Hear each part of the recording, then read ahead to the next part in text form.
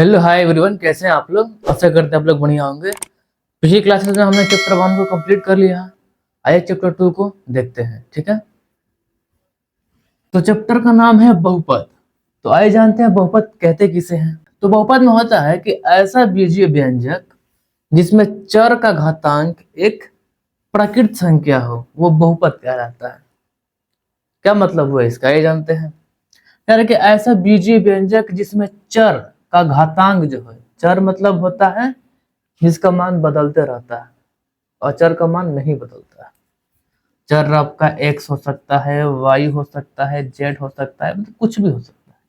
ठीक, इसका मान बदलते रहता है, लेकिन अचर का मान कभी नहीं बदलता है। जिसमें चर का घातांक जो है एक प्राकृत संख्या होना चाहिए।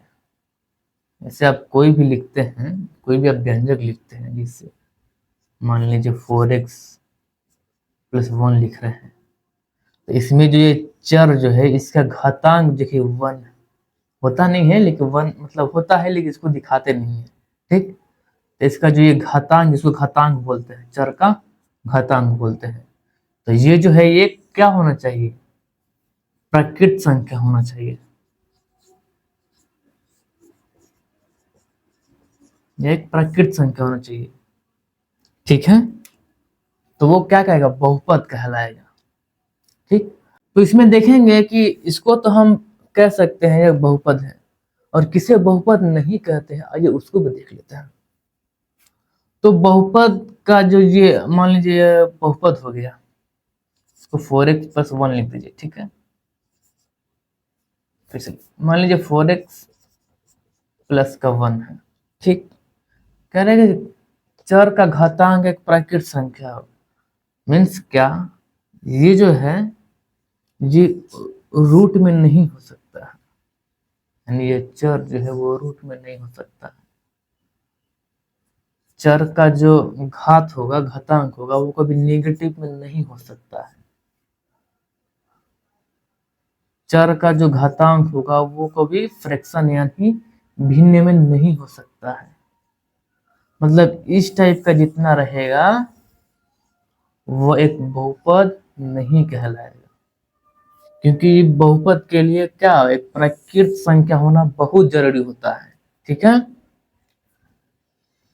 ये भी जान लीजिए कि बीजीय व्यंजक किसे कहते हैं। बीजीय व्यंजक उसे कहते हैं जो अचर और चर को मिलाकर जो बनता है, वो एक बीजीय व्यंजक कहलाता है। ठीक है, अब उसके बाद से बात करते हैं बहुपद की घात। बहुपद की घात में आपको 3 बहुपद पढ़ना पड़ता है। आइए जानते हैं कौन कौन सा है। नंबर 1 पे आता है रैखिक बहुपद। जिस बहुपद का घात अगर 1 होगा वो बहुपद रैखिक बहुपद कहलाएगा। मतलब क्या, यहाँ पे 3x + 1 लिख सकते हैं, यह एक रैखिक बहुपद है, इसका घात 1 है। दूसरा है द्विघात बहुपद। इसका द्विघात बहुपद, इसका जो बहुपद होगा उसका घात जो होगा वो 2 होगा। ठीक है, 2 होगा। इक्वेशन देख सकते, मतलब समीकरण यहाँ पे बहुपद देख सकते हैं।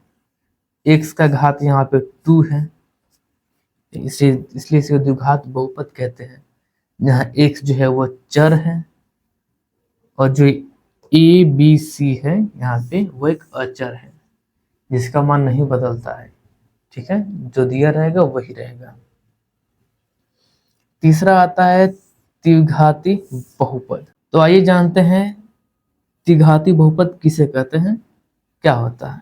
तो इस बहुपद मतलब जिस बहुपद में घात अगर 3 हो उसे द्विघात बहुपद कहते हैं।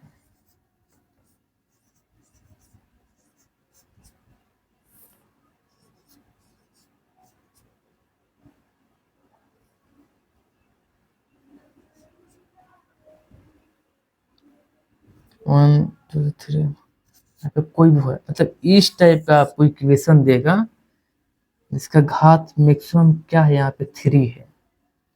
2 भी हो सकता है, 2 भी रहेगा, 3 भी रहेगा। ठीक है, तो इसको कहते हैं द्विघात बहुपद, जिसकी घात की संख्या 3 होनी चाहिए, इसे कहते हैं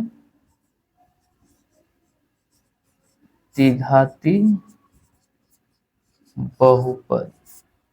ठीक है, आप जान गए हैं कि बहुपद किसे कहते हैं, बहुपद की घात कितने प्रकार की होती है, आप उसको भी जान लिए हैं। इसको हमको बस ध्यान में रखना है, ठीक है। रैखिक बहुपद को हमें ज्यादातर पढ़ना होगा द्विघाती बहुपद को, ठीक है, ज्यादातर इसी का काम होगा।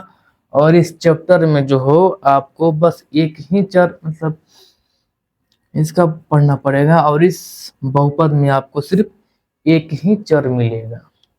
हाँ? ये जो द्विघात बहुपद है इसके अंदर सिर्फ आपको एक ही चर का इक्वेशन यानी समीकरण मिलेगा, आपको दूसरा नहीं मिलेगा, दूसरा कोई चर इसमें देखने को नहीं मिलेगा। इक्वेशन इस प्रकार देखिए, यहाँ पे x है, यहाँ पे x है, यानी इसमें जो चर है वो सिर्फ x है, दूसरा कोई नहीं हो सकता है। ठीक है, तो आइए अब आपने क्लास 9th में भी पढ़ा होगा जैसे इक्वेशन का शून्य कैसे निकालते हैं। ठीक है, शून्य निकालने के लिए इक्वेशन के बाद इसको इक्वेशन का के इक्वल देखो 0 रखते हैं, उसके बाद से x का वैल्यू निकालते हैं, जो x का वैल्यू निकलता है वही होता है शून्य किसी भी समीकरण का। तो नेक्स्ट टॉपिक में हम बात करते हैं इस इक्वेशन का